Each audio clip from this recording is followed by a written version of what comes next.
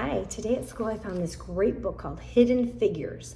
And this is a story about very intelligent, courageous women.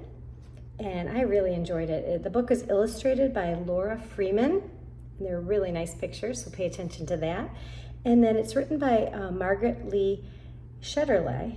And she is a best-selling author, and I think you'll enjoy this book as well. So it says, Dorothy Vaughan, Mary Jackson, Katherine Johnson, and Christine Darden were good at math. Really good.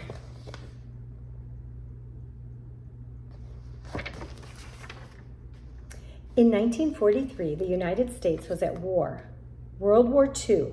Dorothy Vaughan wanted to serve her country by working for the National Advisor Committee of Aeronautics, the government agency that designed airplanes. Having the best airplanes would help America win the war. Making airplanes fly faster and higher and safer meant doing lots of tests at the agency's Langley Laboratory in Hampton, Virginia. Tests meant numbers, numbers meant math, and math meant computers. Today we think of computers as machines. But in the 1940s, computers were actual people, like Dorothy, Mary, Katherine, and Christine. Their job was doing math. So that sounds funny, huh? Because they were the computers. Because Dorothy was black and a woman, some people thought it would be impossible for her to get a job as a computer. She lived in Virginia, a southern state, where laws segregated or kept apart black people and white people. They could not eat in the same restaurants. They could not drink from the same water fountains. They could not use the same restrooms. They could not attend the same schools. They could not play on the same sports teams. They could not sit near each other in movie theaters. They could not marry someone of a different race. But Dorothy didn't think it was impossible. She was good at math, really good. She knew she was the right person for the job. She applied, and the laboratory offered her a position as a computer. Did it make your heart sad when I was reading all the things that people were separated just because of their skin color? Made me very sad reading those. At work, blacks and whites were kept apart. The white computers worked in one building, and Dorothy and the other black computers worked in a different building, in their separate office. Even though they worked on the same kinds of assignments, the black computers and white computers used separate bathrooms and ate in separate lunchrooms.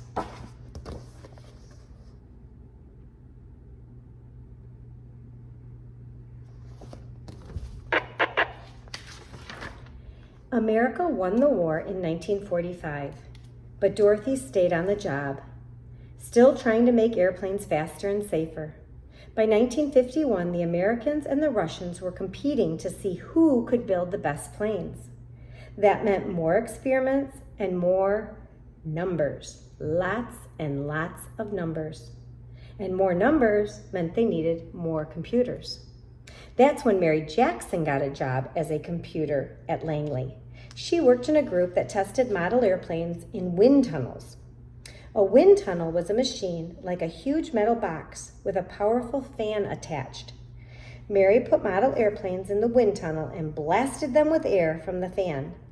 This experiment helped her group improve their designs on the models before building full-sized airplanes.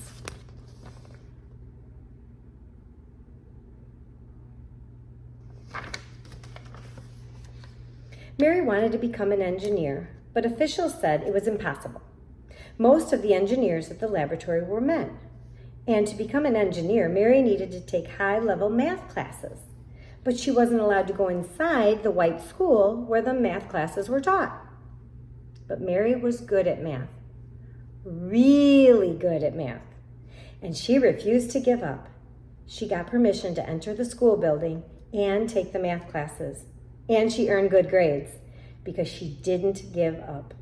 Mary Jackson became the first African American female engineer at the laboratory.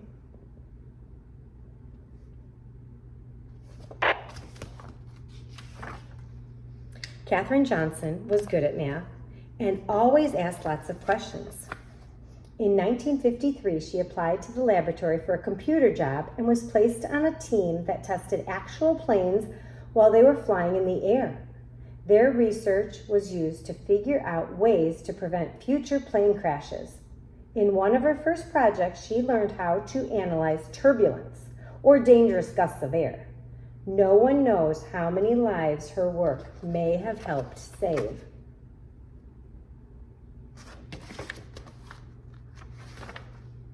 Katherine wanted to help the group prepare its research reports, so she asked if she could go to meetings with the other experts on her team. Her boss told her it was impossible. "Women aren't allowed to attend meetings," he said. But Katherine knew she was as good at math as anyone else, maybe better. So she asked him again, and again, and again. Katherine asked her boss so many times that he finally invited her to the meetings. Katherine was good at math, really good. And because she fought to be treated the same as the men, she became the first woman in her group to sign her name to one of the group's reports.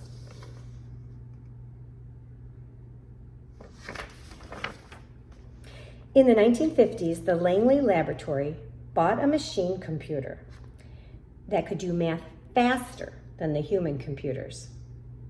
At first, these machines made mistakes. Dorothy learned how to program the machines so that they got the right answers. She taught the women in her group how to program the computers too. Do you see how big that computer was?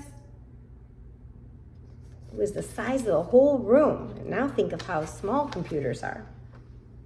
In 1957, Russia launched a satellite known as Sputnik to orbit around the Earth. The United States started building satellites to explore space, too.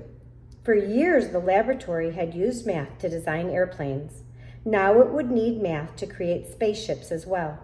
The government decided to change the agency's name from the National Advisory Committee for Aeronautics to the National Aeronautics and Space Administration, and we call it NASA. In 1961, President John F. Kennedy told Congress, "I believe that this nation should commit itself to achieving the goal before this decade is out of landing a man on the moon and returning him safely to Earth." A man on the moon? But the first step to getting a man on the moon was to send an astronaut around the Earth. NASA was going to need to hire more space experts and more people who were good at math. Really good. Here's Sputnik orbiting the Earth. President Kennedy on the television. The people at the laboratory had to work together from morning to night to figure out how to send astronaut John Glenn into space and bring him back home safely. Katherine Johnson knew she could use math to help.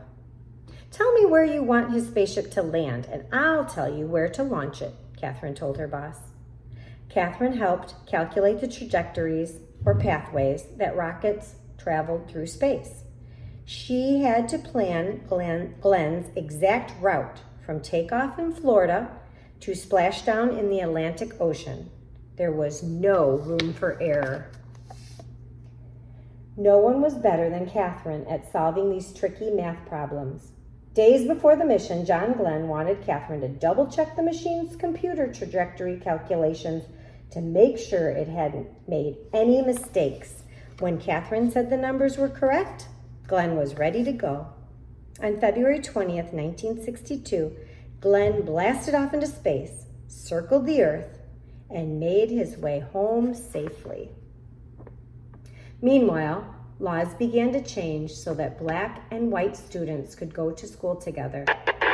Blacks fought for the rights to sit beside whites on buses and to drink from the same water fountains. At the laboratory, black and white computers started working together in the same offices, eating at the same lunch tables, and using the same bathrooms. It's good, right? Yes. Black and white moviegoers could sit next to each other in the same theater. Across the country, people started to think about the ways to bring equality to all Americans.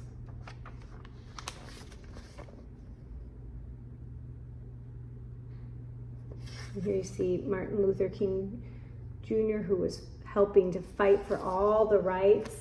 And here's Rosa Parks, who was told she had to sit in the back of the bus, and she said, "No, I'm tired. I just want to sit in the front." So she did, and unfortunately she was arrested. But because of the stand that she took, laws were changed. Back to the book. Christine Darden was good at math, and she loved electronic computers. She started working at Langley in 1967. Christine wanted to become an engineer, and thanks to Dorothy, Mary, and Catherine, she knew it was possible. Eventually, she became an engineer for supersonic airplanes, planes flying faster than the speed of sound. But her first job was to help with NASA's mission to the moon. The people at the laboratory prepared for years to send astronauts to the moon.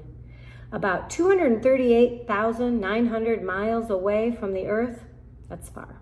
Finally, on July 20th, 1969, the world watched as the three men arrived at the moon in their Apollo 11 spacecraft. That's one small step for man, one giant leap for mankind, said astronaut Neil Armstrong when he stepped onto the dusty surface. But it was also a giant leap for Dorothy, Mary, Catherine, Christine, and all the other computers and engineers who had worked at the laboratory over the years. The moon landing was a success from takeoff to splashdown, but there was no time to rest.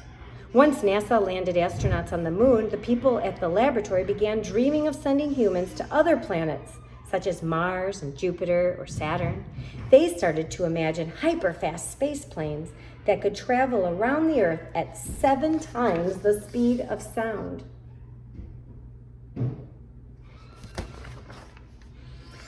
The next adventure wouldn't be easy and would require lots of tests and lots of more numbers. But Dorothy, Mary, Catherine, and Christine knew one thing: with hard work, perseverance, and a love for math, anything was possible.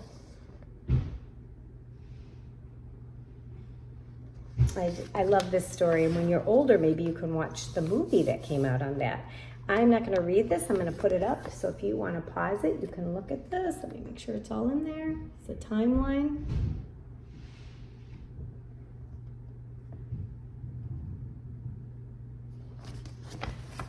And there's also more information back here. Again, I'm not going to read it, but you can pause it if you want to. No more. Sorry. And Mary Jackson.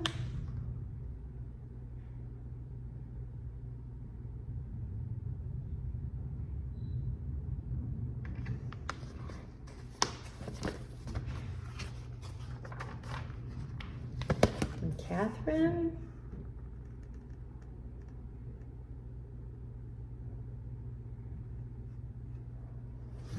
And Dr. Christine Darden.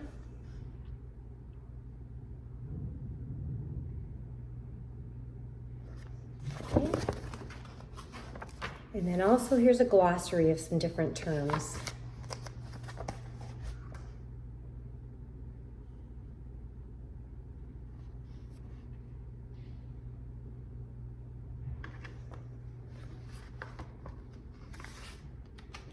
Well, this looks kind of interesting too again, but I'm not going to read it because I have to get back to work.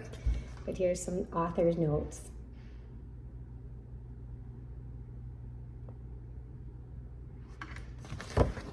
I hope you enjoyed this book, and I hope it inspires you to not give up And if you're good at math, yay for you. That's not a gifting of mine, but these women are an inspiration either way. Persevere. Keep asking if you're told no, unless it's your mom and you're asking for dessert and she says no. But seriously, I hope you enjoyed this book as much as I did.